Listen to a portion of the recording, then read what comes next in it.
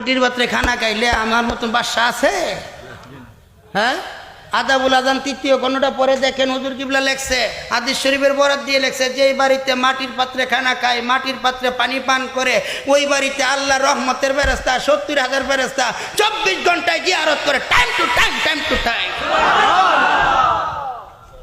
হ্যাঁ, এখন আমরা ছাত্রদের শান কি দিয়া ভাত খাওয়াই, মাটির শান কি 1000 আনলে 1 বছর যায় না, খায় বাংছে বাঙ্গো, বাচ্চা আছে ভাঙ্গা লেবো, আরে বাচ্চা আছে ভাঙ্গা লেবো, আয় করতে আনছো আর জিনিস দেওয়া বই হইতেছে, এইটা সমস্যা নাই।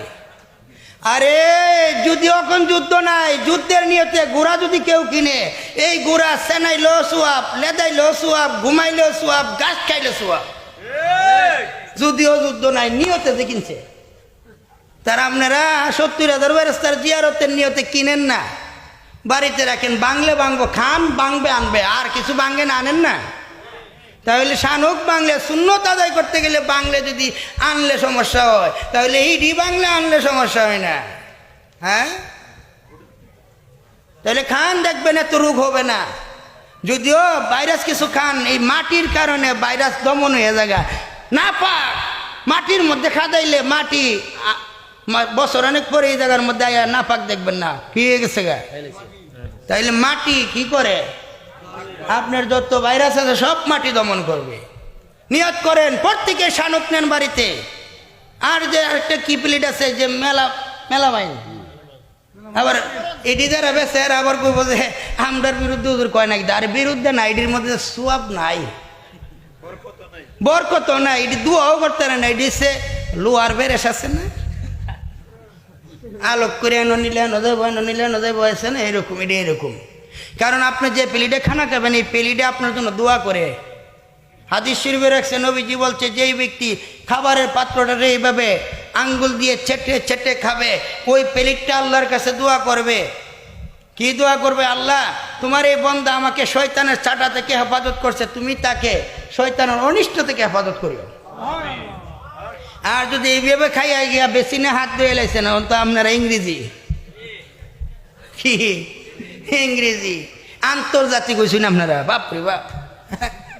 বেসিনে গেছে হাত ধুইতে, আর এর মধ্যে পেলিড এমনিতে গেছে, আর শয়তানের সাইডটা এডারে করছে, আর দোয়া করে, আল্লাহ তোমার এই বন্দা আমাকে শয়তানের চাড়া থেকে হেফাজত করে নাই, তুমি তার হেফাজত করো না।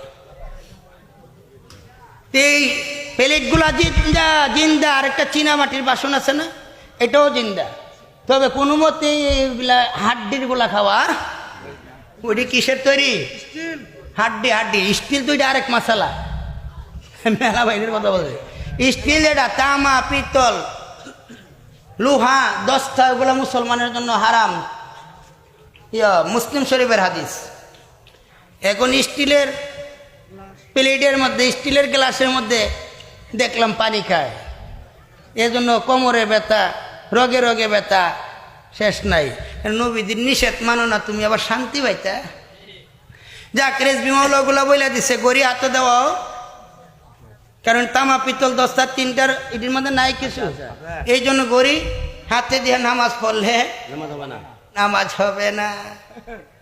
রেজবি মাওলা কয় যে আমি আর আল্লাহ গড়ি কিনবার ক্ষমতা দিছে না। হ্যাঁ, এখন তো বক্তারা গরিব পাঞ্জাবের ভিতরে, তাই এটা একটু লাড়া দিয়ে এমনি দেখে, ব্যবসা বক্তারা এমনি দেখা। হ্যাঁ, গিয়া তালাশ করে দেখেন, এটা শ্বশুর বাড়ির যৌতুক। আপনারও দিছিন? আনছে না, তুই দিছিল না? আচ্ছা যাক, আচ্ছা যাক, আসছে হাবিব হুজুর আসছে, তারা আসছে নি।